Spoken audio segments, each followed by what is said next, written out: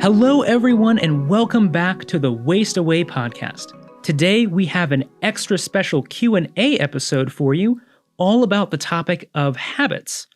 So I'm just going to dive right in here. Chantel, our first question today is, how do you define the word habit? You know, I will tell you a funny story. My friend and I went to go to a makeup place, and I had shown her this lip liner that I wanted.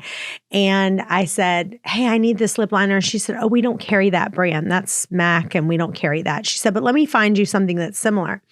And she drew on her hand this lip liner, and then she kept putting a different one, to try to find it. And she goes, "Oh my gosh, I found the best one that matches you." She said, "The name of it is called Uptight." And I said, "Oh my gosh." I said, "Please don't tell my husband that that's the lip liner that is my perfect match," because he would literally say that about me, because he always says, he's like, "Just why, you are so dialed into your habits. Can we please, can you not be uptight? Can you just live a little and splurge and do this?" And so in my mind, one of the words that I think, probably because my husband says that I'm uptight, but it kind of is the word that kind of matches habits, but it really, to me, is the way that I can get the most accomplished in my life. People say to me all the time, they're just like, "I don't understand how you do everything that you do." And my answer is, it's the habits that I've created and the systems that I've put in place that have allowed me to do all of the things that I do get accomplished in a day. So I kind of put habits and systems kind of one in the other. And I think that that's kind of how I would describe it.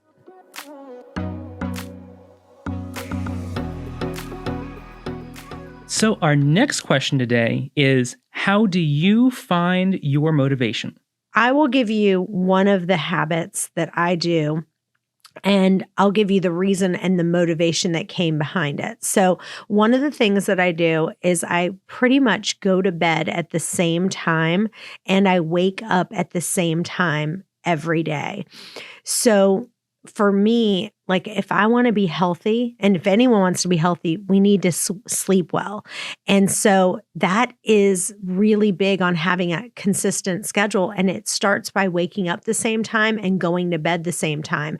And our circadian rhythm thrives on consistency. Our body has hormones set to release at certain times. We have functions that go.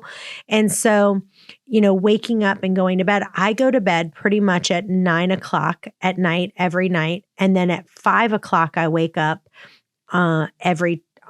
during the week.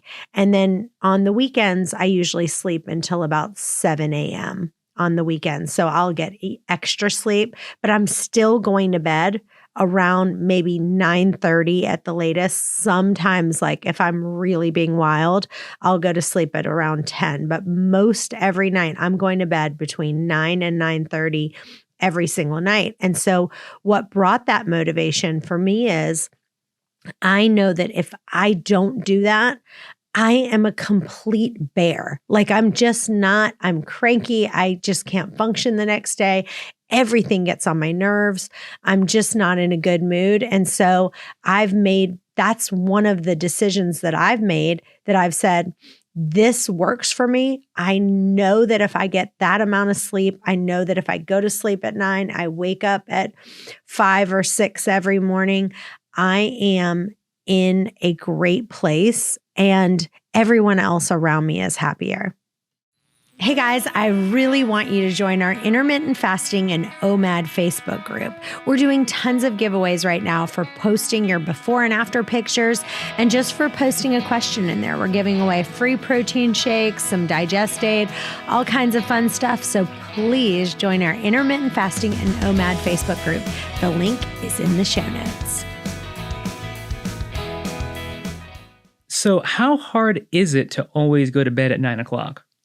For me, people always say to me, I don't understand how you can go to bed at 9 o'clock. Like, I'm not even tired at 9 o'clock. So how do you even get your body to go to sleep at 9? And what I say is like, I can barely keep my eyes open at 9 o'clock. And the reason is because I'm up at 5 a.m. So if you're up at 5 a.m., then by 9 o'clock, you will be able, you're just so tired. Like, I can't really keep my eyes open. So for me, it's just, I've trained my body. It's 9 o'clock. I mean, I close my eyes and I'm asleep. And my body this morning, my alarm did not go off. And my alarm it was like, I think I set my alarm for 5:20 this morning. I was going to sleep a little bit later, but at 5 a.m., it was 4:59.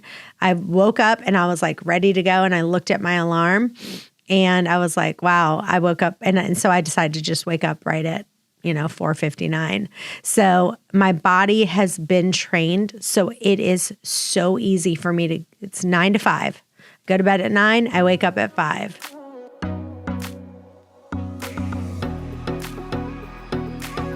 So just out of curiosity, what other daily habits do you do?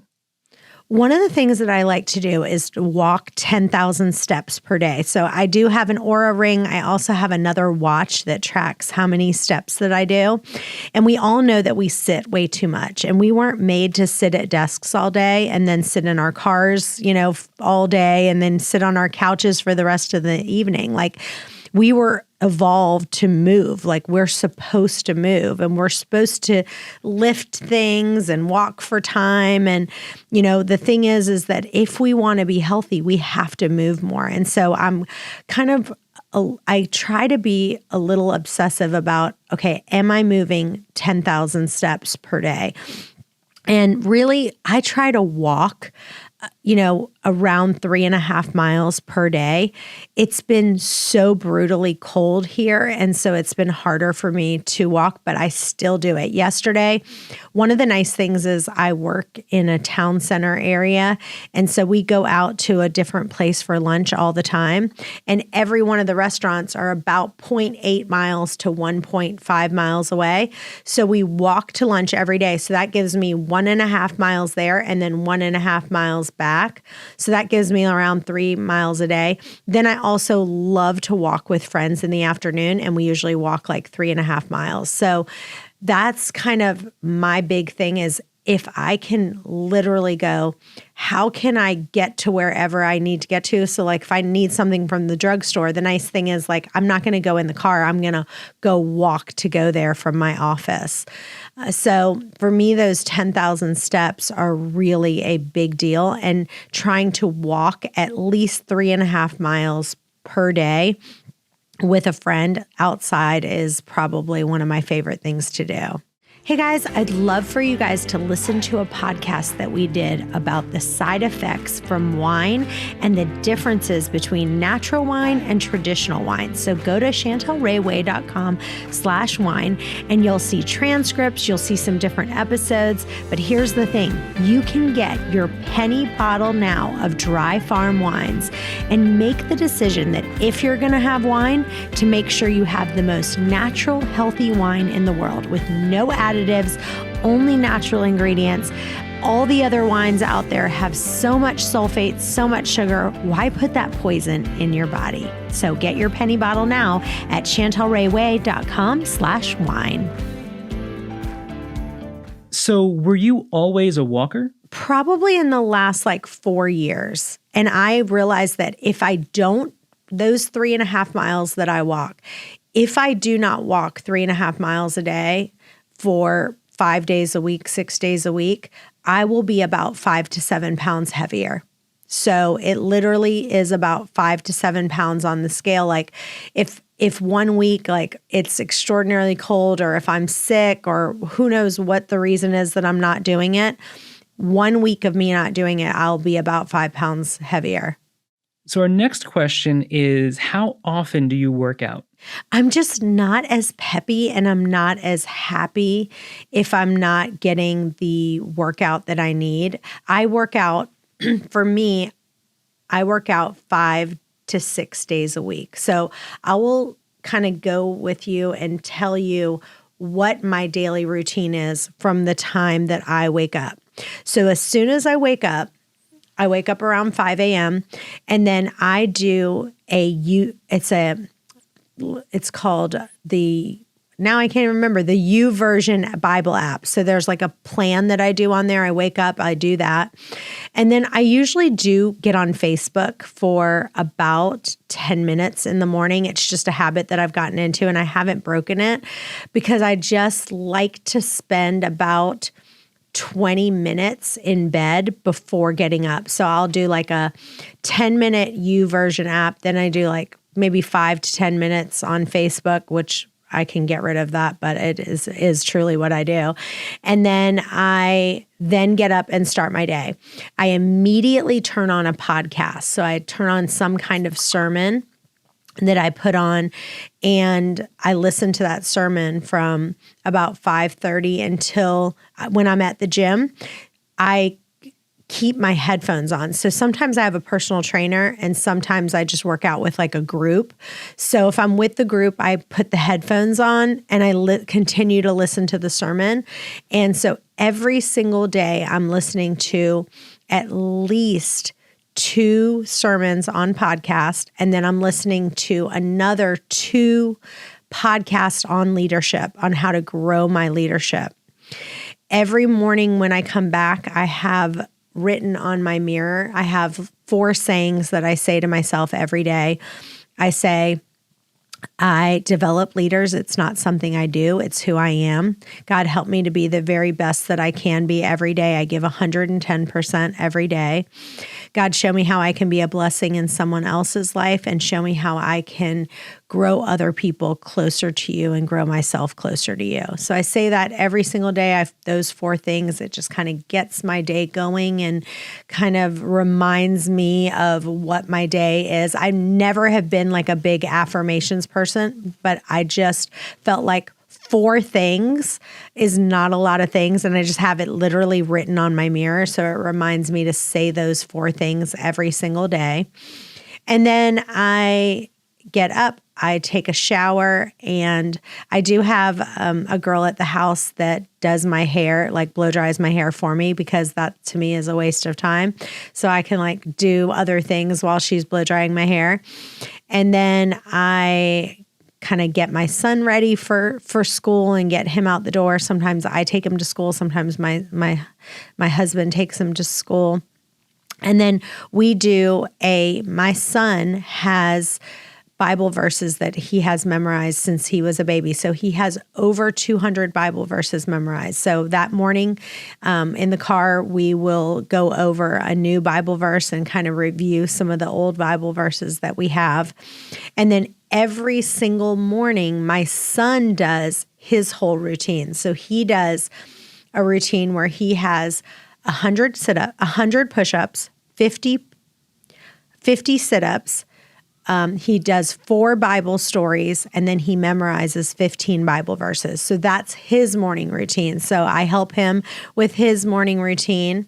And then I go into work, and then we all have a nighttime routine where every single night, me and my son snuggle in bed and we watch a 20-minute sermon on the big screen. We project it onto the Apple TV and we listen to a sermon 20 minutes a night. And we kind of discuss it, like, what did you get out of it? So those are some of the things that it's kind of like a daily routine that I kind of have, and I do it. I'm so excessively systematic with it. And the other thing that I do is I have it where I do the cryotherapy. So I'm obsessed right now with red light therapy and cryotherapy. And so I do that about 4 to 5 times a week. I got a membership to Restore Cryotherapy. It's like $299 for the month, but I can go unlimited as much as I want. And so I go at least 5 times a week. And I get in the red light therapy. I stand there. I then listen to a sermon or I'm talking on the phone to make the time go by faster. And then I go into the cryotherapy for 3 minutes. And I do that at least 5 times a week.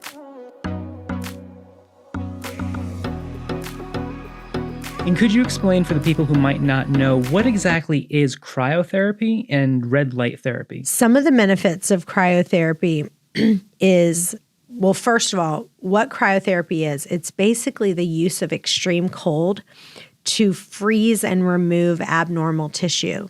So doctors use it to treat like skin conditions. They use it to basically, if you think about what happens when you're going in there, like think about icing your entire body. So for me, the biggest benefit is that I kind of feel like if I was getting into an ice bath, right?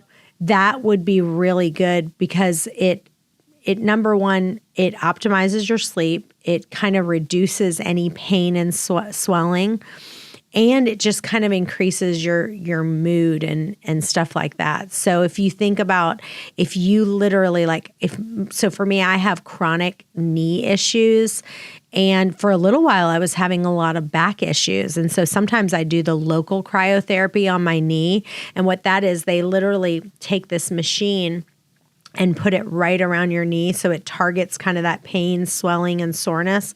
And it's sub-zero temperatures. And what it's supposed to do is kind of like speed up recovery time and stuff like that. But it also burns calories. So it's supposed to burn like 500 calories a day. I don't know if it does or not. I don't feel like I'm like losing weight by doing it, but it kind of in the back of my mind, I'm like, all right, well, I'm also kind of burning some calories while I'm doing it. But it gets down to, and I stay in for the full 3 minutes, but you're getting into sub-zero temperatures to get your body so cold.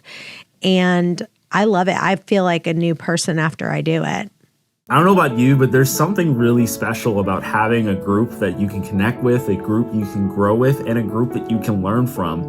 And that's why we created ConnectIn40. It's essentially an online discussion platform where we bring in a powerful sermon and then also just talking about what we learned and how we can apply it to our own lives and how everyone is growing together. And so you can join us for free on Tuesday nights at 7 o'clock, 4 p.m.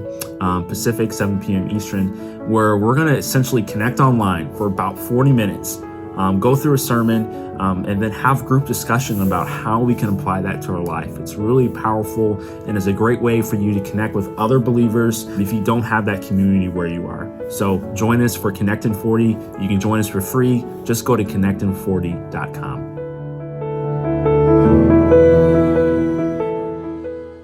So our next question is, what are some of the top habits you've learned?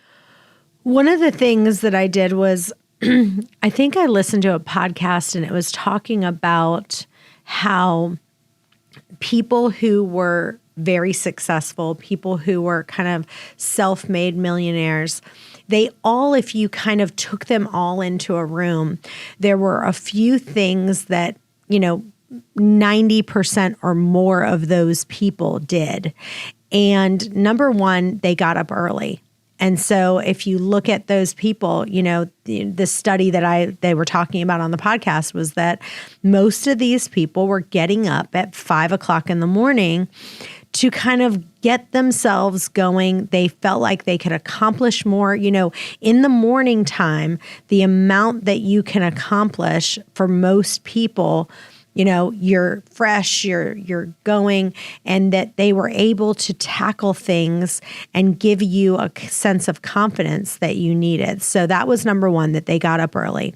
Number two, they read a lot. And I really don't enjoy reading. I'm not a big reader, and I do it. And I actually force myself to read about 20 minutes a day, sometimes 15 minutes a day. A lot of times it's a devotional that I do. That's another thing I didn't put in there that I add in.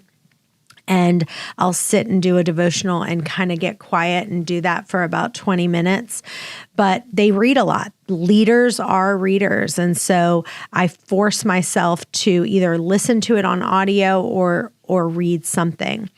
Another thing that the podcast talked about is that they spent about 15 to 30 minutes on focused thinking, like getting themselves in some kind of isolation for about 15 minutes and kind of getting your thoughts together, writing some of them down, and kind of thinking about what you want to do and kind of get yourself together in that way.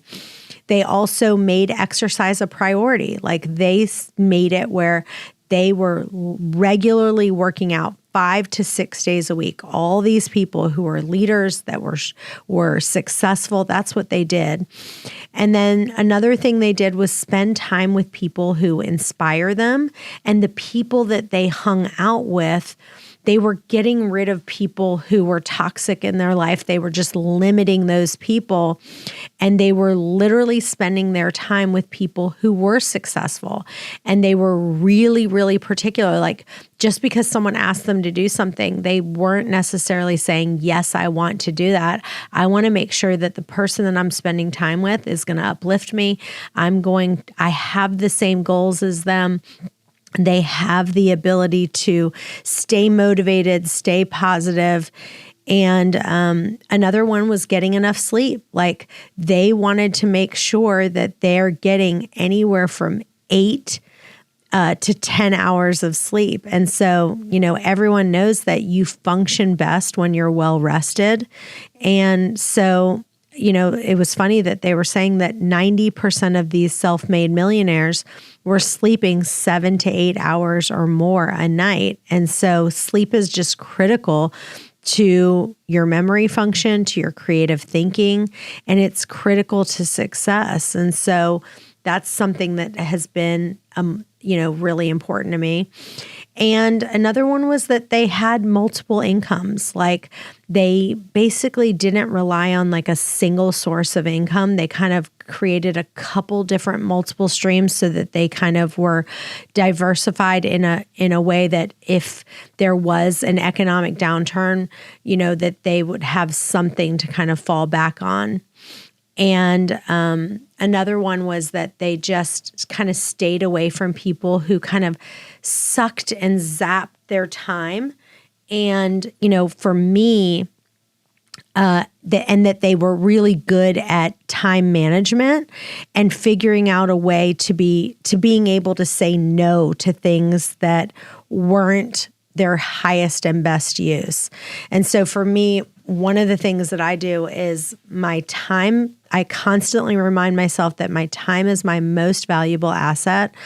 And I do not waste time on things that I don't have to. So like a dumb example is like, I always use Instacart. Like I don't go to the grocery store very often.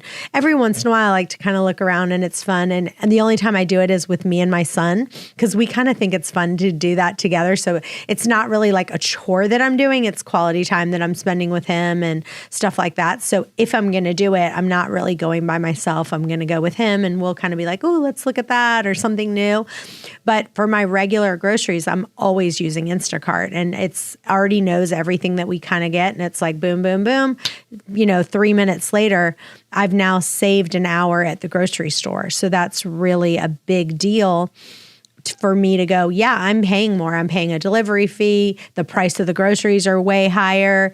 I'm definitely probably spending a good $20 to $25 more on doing Instacart. But that 1 hour of my time is worth way more than $20, $25 an hour.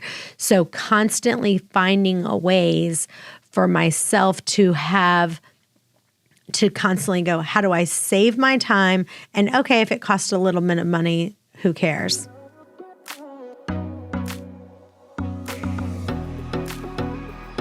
Here's another good question. What is one of your best time-saving tips? One of my best tips for time saving is I am a multitasker. And so for me, I'll tell you one thing that I do that is probably illegal and I probably shouldn't be doing, but I put my makeup on in the car. So inevitably, I am going to be at the stoplight, for at least 2 minutes every time I'm at the stoplight. And so for me, I'm like, I try to put my makeup on in the car the whole time. I know how to do it pretty well. And so I know I'm going to be at the stoplight about I don't know, 5 times on my way to work. So it's kind of like, okay, 2 minutes times 5. That's how I get my makeup on. So that is one thing that I do. Another thing that I do is, people say, oh, I can't listen to all. How do you listen to 4 podcasts per day? Well, for me, I'm listening to a podcast if I'm cooking dinner, or if I'm putting on my makeup, or if I'm in the car, or if I'm at the gym. Like wherever I am, I'm constantly, you don't realize how much downtime that you have. During that time, I'm constantly putting on those podcasts. So if there isn't a person, if someone said to me, I don't have time to listen to 4 podcasts in a day, I would say baloney. I would say absolutely you do, because there's no reason why you have things that you're doing that you can just put it on. If you can't, then put it on headphones. I do also get a massage. I get a massage about, embarrassingly, probably 4 times a week, sometimes 5, and to be honest, sometimes 7 days a week. And I know that that's a bit obnoxious. That is, some people drink, some people go to yoga, some people do all kinds of things.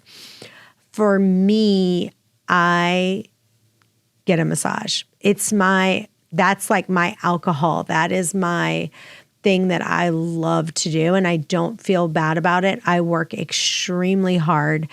I don't feel bad about getting as many massages as I do, but I would say on average, I probably get 3 to 4 massages a week.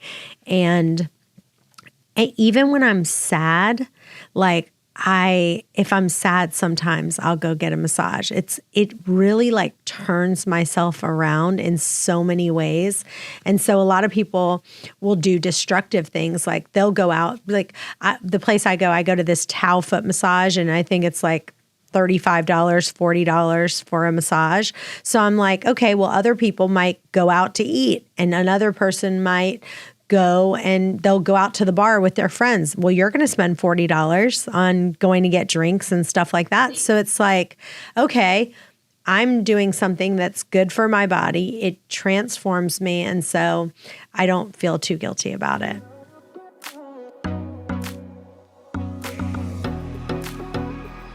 One more thing that I do, and I like to do it more than I actually am doing. I probably do this about 3 times a week, and I do it when I'm with a friend, because for whatever reason, I haven't trained my body to do it by myself.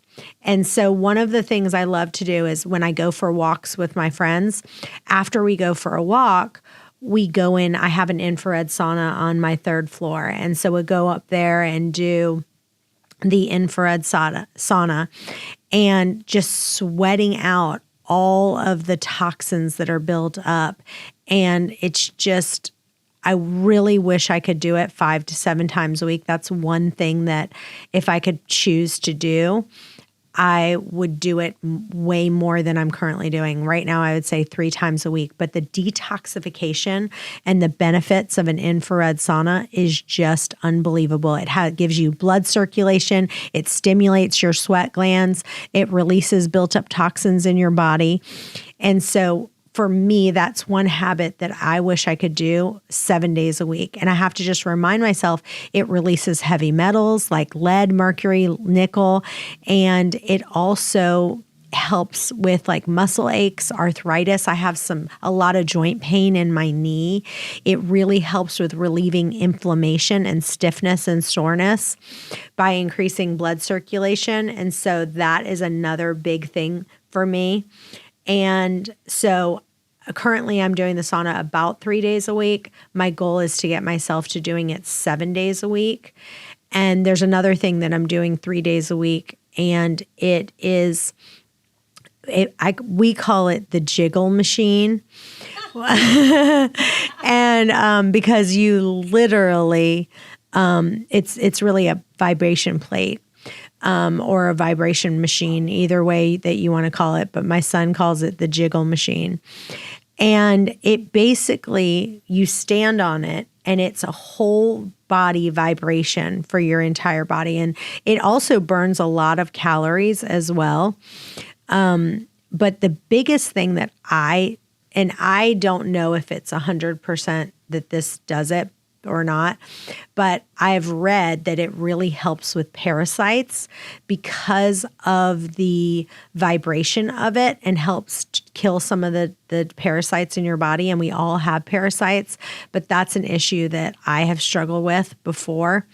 But I feel like $1 million when I do it, but it basically just goes through, and during the whole vibration therapy, your entire muscle is just shaking, every one of the muscles in your body. And it also helps with reduced joint pain, and it kind of boosts your metabolism and stuff like that. But I love doing it. And my goal is to get myself up to 7 days a week on that.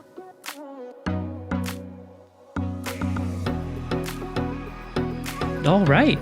And do you have any final tips for us today? So one thing that I will leave you with is that one of my friends called me, and he said to me, he's like, I'm just so down. He's like, I don't know if it's the cold weather. I don't know what it is. But he's like, I just feel like I've got like the winter blues, and I just am so down. And my thing for that is, I also listen to a lot of like Tony Robbins podcasts and some positive podcasts. And that, as soon as I start feeling kind of down in any way, I immediately do two things. I start listening to these positive podcasts. And if you go look for one, there's like positive mindset ones. There's Paul McKenna, I think, has one. But they're really about getting into the mind of changing yourself into gratitude. And the other one is I immediately start reading the Bible, because it's the only thing that will turn me around as far as doing like a Bible devotional of being sad. Because he asked me, he's like, I was thinking about getting on some kind of antidepressant because I've been kind of so sad. And I would love to tell you the story. I'm not a depressed person. I have never had struggles with depression.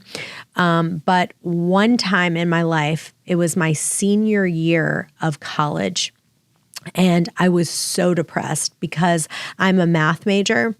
And I was like, once you get into being a math major, it is like beyond. Like I did calculus easy. I did this math easy. All this stuff is like, I could be gone for a week. I'd come back, take the test, and get an A. Math just is very easy to me. But your fourth year of college math, you start doing you don't even do numbers anymore. It just gets so weird and wonky. And I got to the point where I was thinking to myself, I can't do this. And now here I'm not going to graduate because this is just too difficult for me.